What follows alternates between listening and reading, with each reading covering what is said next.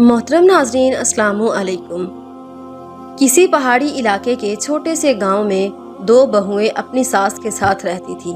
एक बहू का नाम अनाया था और एक का नाम आसिया था और सास का नाम जैतून था। वो तीनों इस छोटे से घर में रहती थी। जैतून के दो ही बेटे थे, एक का नाम अली था और एक का नाम अहमद था। वो दोनों बेटे कहीं दूर मुल्क गए हुए थे। जैतून की बहू आसिया एक गरीब घराने से ताल्लुक़ रखती थी और इस्लामी असूलों पर सख्त अमल करती थी। 5 वक्त की नमाज पाबंद के साथ पढ़ती थी और सुबह सुबह कुरान पाक की तिलावत करती थी। दूसरी तरफ अनाया एक अमीर घराने की लड़की थी, मगर उसका रवैया बिगड़ा हुआ था और वह शादी के मौके पर ज्यादा जहेज लाई थी। आसिया ने अपनी शादी में कुछ भी जहेज नहीं लाया था, क्योंकि आसिया के माँ बाप बहुत ही ज्यादा गरीब थे, लेकिन वो दोनों मेहनत कश थे। उन्होंने मेहनत मजदूरी करके अपनी बेटी आसिया को दीनी तालीम दिलवाई थी। अब आसिया की सास जैतून आसिया पर बहुत जुल्म करती थी, क्योंकि वो गरीब घराने की लड़की थी। उसे नौकरों की तरह काम करवाती। जैतून के बेटे अहमद और अली दोनों अक्सर बाहर मुल्क में ही रहते थे। जैतून आसिया को हर मुमकिन तरीके से जलील करना शुरू कर देती। जैतून आसिया को घर के तमाम काम सौंप देती है। आसिया घर के तमाम काम, बर्तन धोना, खाना पकाना, झाड़ू लगाना और उसके साथ साथ वो खेतों का काम भी करती थी। दूध के लिए एक गाय भी रखी हुई थी और 5-6 बकरियां भी थी। आसिया सुबह सुबह घर का पूरा काम करके खेतों में उनके लिए घास लाती और उनको घास, चारा, पानी सब कुछ देती। फिर घर का पूरा काम खुद ही अकेले किया करती थी। वो सुबह से शाम तक काम में लगी रहती, किसी को उस पर तरस नहीं आता था। आसिया एक प्राइवेट अदारे में बच्चों को दीनी तालीम देती थी। यहाँ उसे थोड़ी सी तनख्वाह मिलती थी। वो अपनी तनख्वाह से जैतून को कुछ पैसे भी देती थी, ताकि घर के माली हालात में थोड़ी बहुत मदद हो सके। लेकिन जैतून के पास आसिया के लिए मोहब्बत और कुर्बानियों की कदर करने का वक़्त नहीं, लेकिन उसके दिमाग में सिर्फ पैसों का लालच भरा हुआ था, जो कि अनाया के पैसे और अहमद की तनख्वाह ही उसके लिए अहम थी। इसलिए वो आसिया को बहुत अहमियत नहीं देती थी। उससे सारा दिन नौकरों की तरह काम करवाती थी। आसिया अपनी मेहनत के बावजूद जैतून की शख्सियत और घर के कामों में उलझी हुई थी। उसका शौहर अली बाहर मुल्क में मेहनत करता एक मामूली मजदूर था। वो अपनी कमाई से ही घर का खर्चा चलाता था। अली की गैर मौजूदगी में आसिया को मजीद मुश्किलात का सामना करना पड़ता था। एक दिन जब अली घर वापस आता है, जैतून ने आसिया पर तनकीद करना शुरू कर दी। उसने अली से कहा कि आसिया घर का कोई काम नहीं करती, घर के काम और खेतों का काम मैं खुद करती हूँ। आसिया ने अपने शोहर को बताया था कि वो सुबह से शाम तक घर के कामों में और खेतों के कामों में मसरूफ रहती है। मैं सुबह से शाम तक खेतों में लगी रहती हूँ। बहुत दफा मुझे खेतों में धूप की वजह से चक्कर आ गया और मैं जमीन पर गिर पड़ी। जैतून झूठ बोलकर अपने बेटे अली को आसिया के खिलाफ भड़काना चाहती थी। जैतून ने आसिया की मेहनत और उसकी कुर्बानियों को नजरअंदाज कर दिया और उसकी मदद ना करने की बात की। अली को माँ की झूठी बातों पर शक होने लगा। मन ही मन में सोचने लगा कि आसिया तो मुझे कहती थी कि मैं खेतों का काम सब अकेली करती हूँ। अब उसके मन में शक पैदा हो गया कि आसिया झूठ बोल रही है या मेरी माँ झूठ बोल रही है। अली ने यह फैसला किया कि मैं कुछ दिनों के लिए इसी गांव में काम करूंगा। उसने सोचा कि इसी बहाने मैं सच का पता भी लगा सकता हूँ। उसने अपनी माँ जैतून से कहा कि माँ, मैं कुछ दिनों के लिए इसी गांव में काम करूंगा।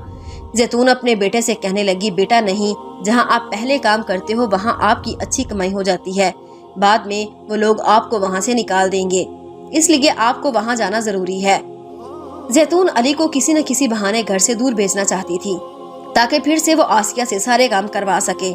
जैतून अली के सामने आसिया से बहुत अच्छा सलूक करती और उससे नरमी से पेश आती और घर के कामों में भी उनका हाथ बटाती। लेकिन अली ने अपनी माँ जैतून की बात नहीं मानी और कहने लगा कि माँ, हमारे बॉस ने हमें 10 दिन की छुट्टी दी है, इसलिए 10 दिन मैं इसी गाँव में काम करूंगा। अली रोजाना सुबह काम पर जाता और शाम को घर वापस आता। वो अपनी बीवी और माँ पर भी नजर रखता था, लेकिन जैतून को ये पता नहीं था कि अली हम पर नजर रख रहा है। जब अली सुबह घर से काम पे निकलता, तब आसिया भी वहाँ नजदीक ही एक अदारे में बच्चों को कुरान पढ़ाने जाया करती थी, लेकिन वो 1 घंटे में वापस आती। वापस आकर जैतून उसको पूरा घर का काम और खेत का काम सौंप देती थी। वो सुबह से शाम तक काम में लगी रहती थी और बहुत ज्यादा थक जाती थी और दिन को कभी भी उसको आराम करने का टाइम नहीं मिलता था। ये सब अली देख रहा होता था, कौन खेतों का काम कर रहा है और कौन घर का काम कर रहा है। जब शाम को अली घर वापस आता तो उसकी माँ जैतून कहती कि बेटा, मैं खेतों में काम करके बहुत थक गई हूँ। वो अली को झूठ पे झूठ बोले जा रही थी, लेकिन अब अली को सब हकीकत का पता चल चुका था। आसिया को जैतून की बातें बहुत दुख पहुँचाती हैं, लेकिन वो बर्दाश्त कर जाती है। लेकिन वो अली को कभी भी कुछ नहीं कहती, क्योंकि अल्लाह पाक ने उसे सब्र और ईमान से नवाजा था। علی سب کچھ دیکھ رہا تھا کہ کس طرح سے زیتون کے ذہن میں خاص تصور بسا ہوا ہے۔ انایا جو کہ ایک امیر گھرانے سے ہے اور شادی میں قیمتی جہیز لائی تھی۔ انایا بھی پرائیویٹ اسکول میں جاب کرتی تھی اور اپنے پیسوں کا کچھ حصہ زیتون کو دے دیتی، جس کی وجہ سے زیتون اس کی تعریف کرتی، اور اس کے برعکس آسیہ جو کہ غریب گھرانے سے آئی ہے، وہ بیچاری گھر کے کاموں میں مصروف رہتی ہے۔ وہ آسیہ کے بارے میں منفی باتیں کرتی ہے۔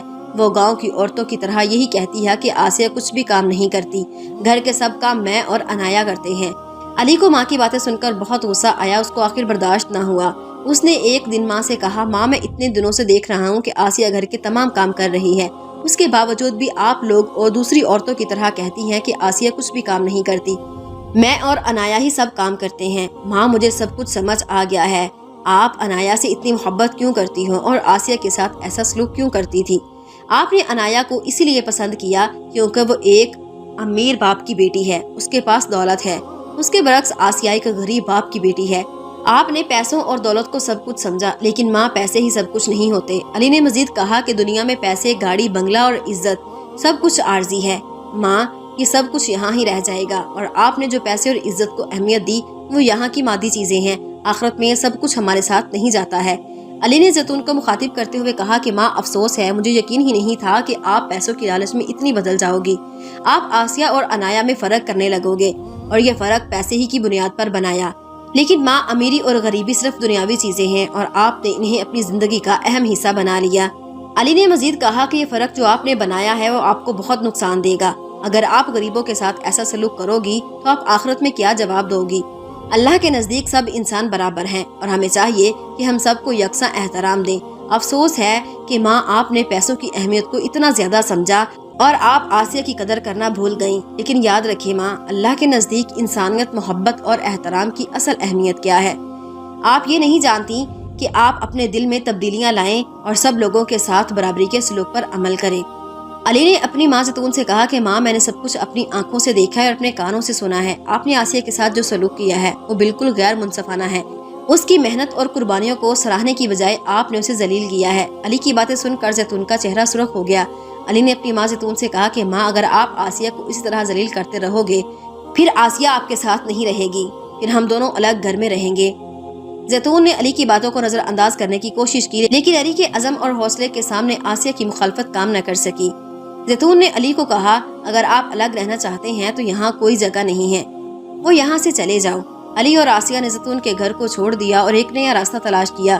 انہوں نے اپنی محنت اور عزم سے ایک نیا گھر بنایا اور اپنی زندگی کو بہتر بنایا۔ علی نے اپنی بیوی کے ساتھ محبت اور احترام کا برتاؤ برقرار رکھا اور آسیہ نے اپنے نئے گھر میں خوشی اور سکون پایا۔ زیتون کا شوہر بہت پہلے ایکسیڈنٹ کی وجہ سے وفات پا چکا تھا اور اب گھر میں صرف زیتون اور انایا موجود ہیں۔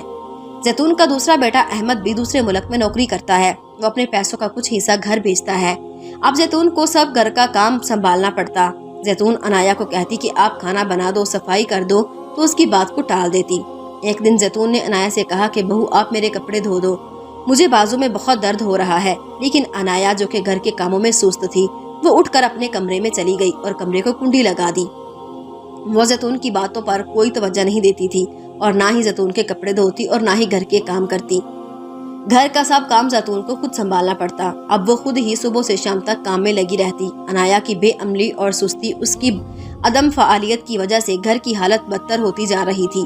زیتون کو مزید مشکلات کا سامنا کرنا پڑتا تھا۔ زیتون نے دیکھا کہ انایا کا کوئی بھی کام میں دل نہیں لگتا، وہ گھر کے کاموں کو کرنے میں دلچسپی نہیں رکھتی۔ اب زیتون کو اس بات کا احساس ہونے لگا تھا کہ آسیہ کتنی شریف اور سمجھدار تھی۔ آسیہ کا سنسکار اور دیانتداری کے اثرات نے زیتون کو متاثر کیا تھا۔ اس نے دیکھا کہ آسیہ ہمیشہ گھر کے کاموں کو بڑی ایمانداری اور محبت سے کیا تھا، جبکہ انایا کی طرف سے کوئی توجہ نہیں ملی۔ زیتون کے دل میں آسیہ کے لیے قدر اور احترام پیدا ہوتا ہے۔ اسے اب سمجھ آتا ہے کہ آسیہ کی محبت، دیانتداری اور تعمیل نے اسے ایک مثال بنا دیا تھا۔ زیتون افسوس کرتی تھی کہ آسیہ کے ساتھ میں نے اچھا سلوک کیوں نہیں کیا، میں نے بہت غلط کیا۔ اس نے محسوس کیا کہ آسیہ نے گھر کی بہتری کے لیے جو کچھ کیا اس کی قدر کی جانی چاہیے تھی۔ اب زیتون کو آسیہ کی قدر آئی تھی۔ اب زیتون نے اپنے دل میں آسیہ کے لیے احترام اور محبت پیدا کرنے کا فیصلہ کیا۔ اس نے آسیہ سے معذرت کی اور اس کی محنت کو سراہا، اور اس نے آسیہ کے کاموں کی قدر کرتے ہوئے اسے مزید سپورٹ فراہم کرنے کی کوشش کی۔ اس کے ساتھ ہی زیتون نے انایا کی بے عملی کے خلاف بات چیت کی اور اسے گھر کے کاموں میں زیادہ فعال ہونے کا مشورہ دیا، کیونکہ اب زیتون نے آسیہ کی عدم موجودگی کی وجہ سے گھر کے تمام کام اپنے سر لے لیے تھے۔ چونکہ عنایا گھر کے کام میں بے پرواہ تھی اور صرف وہ سکول جاتی تھی، لہٰذا زیتون کو ہر چیز خود ہی سنبھالنا پڑتی تھی۔ اس صورتحال نے زیتون کو جسمانی اور ذہنی طور پر تھکا دیا تھا۔ اب زیتون کی بیماری نے گھر کے تمام ذمہ داریوں کو مزید پیچیدہ بنا دیا تھا۔ اب زیتون بستر پر پڑی رہتی تھی، اسے اٹھنے کی بھی ہمت نہیں تھی۔ اس کی حالت کی وجہ سے گھر کے حالات مزید خراب ہونے لگے۔ عنایا جو کہ پہلے ہی گھر کے کاموں میں دلچسپی نہیں رکھتی تھی کیونکہ اسے گھر کا کوئی کام کرنا ہی نہیں آتا تھا، زیتون کی بیماری کے دوران اسے کچھ حد تک تبدیلی کا مظاہرہ کیا۔ وہ زیتون کی دیکھ بھال کرنے لگی۔ جب زیتون کی زیادہ طبیعت خراب ہوئی تو تب عنایا اس کے نزدیک بھی نہیں آتی تھی اور نہ ہی اس کو ٹائم پر کھانا دیتی، خود کمرے میں چلی جاتی تھی۔ زیتون چارپائی پہ پڑی رہتی اور اس کو کوئی پانی تک نہیں دیتا تھا۔ ایک دن ان کے مکان کے آگے راستے سے کوئی آدمی گزر رہا تھا۔ زیتون چارپائی پر اکیلی باہر پڑی ہے، وہ پانی پانی کرتی ہے۔ وہ نیک بندہ جلدی سے زیتون کے پاس آیا اور اسے پوچھا کہ ماں جی، آپ اس گھر میں اکیلی رہتی ہیں، کیا آپ کو پانی چاہیے؟ زیتون نے کہا ہاں، مجھے بہت پیاس لگی ہے۔ وہ نیک اللہ کا بندہ جلدی سے گیا اور بالٹی میں سے ایک گلاس پانی لایا اور زیتون کو پانی پلایا۔ اس کا گلا بالکل سوکھ چکا تھا۔ اس نیک اللہ کے بندے نے زیتون سے کہا ماں جی، آپ کے ساتھ گھر میں کوئی نہیں رہتا یا آپ اس گھر میں اکیلی رہتی ہو؟ آپ کے ساتھ کوئی اور کیوں نہیں ہے؟ زیتون نے اس نیک بندے سے کہا کہ میری ایک بہو ہے، پتہ نہیں وہ کہاں چلی گئی ہے، میرے نزدیک بھی نہیں آتی، میں اسی حال میں تڑپتی رہتی ہوں، کوئی مجھے پانی تک نہیں دیتا۔ اس نیک بندے نے کہا کہ کیا آپ کی کوئی اولاد نہیں ہے؟ بوڑھی ماں کہنے لگی میرے 2 بیٹے ہیں، وہ اپنے اپنے کام سے دوسرے ملک گئے ہوئے ہیں۔ اس اللہ والے بندے نے زیتون سے کہا کہ آپ کو اپنے بیٹے میں سے کسی ایک کا نمبر یاد ہے؟ بوڑھی اماں کہنے لگی میں ان پڑھ ہوں، مجھے زبانی نمبر یاد نہیں، ہاں ایک ڈائری پہ دونوں بیٹوں کا نمبر لکھا ہے۔ اس اللہ والے بندے نے کہا کہ آپ مجھے وہ ڈائری دکھا سکتی ہو؟ زیتون نے اس آدمی کو بتایا کہ ڈائری فلاں جگہ پر پڑی ہے۔ وہ آدمی گیا اور ڈائری لے آیا۔ اس نے ڈائری کھولی، اس ڈائری پہ علی اور احمد کا نام تھا۔ اس نے ایک بندے نے کہا کہ میں علی کو فون لگا دوں یا احمد کو؟ بوڑھی اماں کہنے لگی کہ علی کو فون لگاؤ، مجھے اس سے بہت ضروری بات کرنی ہے۔ اس نے ایک بندے نے علی کو فون لگایا اور کہا کہ آپ کی ماں کی طبیعت بہت زیادہ خراب ہے۔ اس بندے نے زیتون کے ہاتھ میں فون دیا۔ زیتون نے علی سے بات کی اور زور زور سے چیخیں مارنے لگی۔ علی نے اپنی ماں کو روتے ہوئے سنا اور کہا کہ ماں، آپ کو بہت زیادہ تکلیف ہے، آپ پریشان نہ ہوں، ہم آپ کے پاس جلد آ جائیں گے۔ زیتون نے کہا کہ بیٹا آپ جلدی میرے پاس آ جاؤ، مجھے آپ کی اور آسیہ کی بہت یاد آتی ہے اور اس کو بہت پچھتاوا تھا کہ میں نے ان کو گھر سے کیوں نکالا تھا۔ علی نے کہا ماں، ہم ضرور آئیں گے۔ کچھ دن بعد علی اور آسیہ گھر واپس آ گئے اور واپس آ کر کیا دیکھتے ہیں کہ زیتون کی حالت بہت بگڑ چکی ہے۔ وہ چارپائی پر پڑی ہوئی تھی اور اس کی حالت بے حد خراب تھی۔ زیتون بہت کمزور اور بیمار تھی اور کوئی بھی اس کا خیال نہیں رکھ رہا تھا۔ عنایا جو کہ پہلے ہی گھر کے کاموں میں سست تھی، زیتون نے علی کو دیکھتے ہی گلے سے لگا لیا اور آسیہ سے بھی معافی مانگنے لگی۔ آسیہ سے کہنے لگی تم بہت صاف اور نیک دل لڑکی تھی۔ آسیہ نے کہا کہ میں آپ کی بیٹی ہوں اور آپ میری ماں ہیں، ماں بیٹی سے معافی مانگتی ہوئی اچھی نہیں لگتی۔ زیتون نے اپنی بیماری کے دوران علی سے معذرت کی اور اسے کہا کہ مجھے بہت افسوس ہے کہ میں نے تم دونوں کو گھر سے نکال دیا اور میں نے آسیہ کے ساتھ بہت ظلم کیا تھا، آج اس کی سزا میں بھگت رہی ہوں۔ آسیہ نے ہمیشہ ہم سب کی خدمت کی لیکن میں نے اسے ہمیشہ نظر انداز کیا۔ آسیہ نے کہا کہ ماں جی، آپ سب باتوں کو بھول جاؤ، ہم نئے سرے سے زندگی کا آغاز کرتے ہیں۔ آج کے بعد میں آپ کی بیٹی اور آپ میری ماں ہیں، آپ کا بیٹا اور میں، ہم دونوں مل کر آپ کی خدمت کریں گے اور آپ کو اپنے گھر لے جائیں گے۔ زیتون آسیہ کی باتیں سن کر بہت خوش ہوئی اور اسے دعائیں دینے لگی۔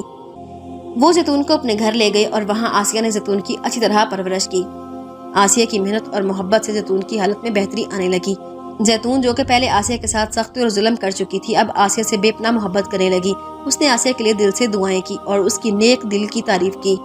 زیتون نے اپنی زندگی میں آسیہ کی محبت کو بہت بڑی نعمت قرار دیا اور اس کے ساتھ اپنے تعلقات کو بہتر بنانے کی کوشش کی۔ کچھ ہی دنوں میں زیتون کی طبیعت کافی بہتر ہو چکی تھی۔ آسیہ کی دیکھ بھال نے اسے صحت یاب ہونے میں مدد دی اور وہ دوبارہ سے صحت مند ہونے لگی۔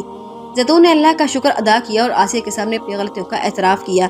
اس نے اپنی ساس سے معذرت کی اور اس کی محبت اور معافی کی طلب کی۔ آسیہ اور علی کی زندگی میں خوشیاں واپس آ گئی۔ پھر اللہ پاک نے ان کو ایک خوبصورت بیٹی سے نوازا جو کہ ان کی زندگی میں خوشیوں کا نیا باب تھا۔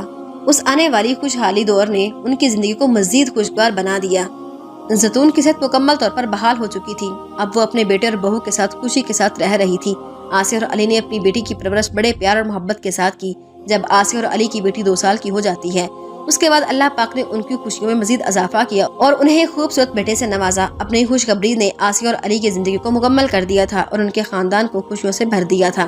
بیٹے کی پیدائش کے بعد آسیہ اور علی کا گھر خوشیوں سے بھر گیا تھا۔ دونوں بچوں کی پرورش اور دیکھ بھال نے ان کی زندگی کو مزید خوبصورت بنا دیا۔ اب علی اور آسیہ کی زندگی میں خوشیاں، کامیابیاں اور سکون واپس آ گیا تھا۔ انہوں نے اپنے ماضی کی مشکلات کو پیچھے چھوڑا اور ایک خوبصورت خوشحال زندگی کی طرف قدم بڑھایا۔ ان کے دل اللہ کی رحمت اور برکتوں کے لیے شکر گزار تھے۔ اللہ پاک ہم سب کو نیک ہدایت دے اور نیک اعمال کرنے کی توفیق دے، آمین یا رب العالمین۔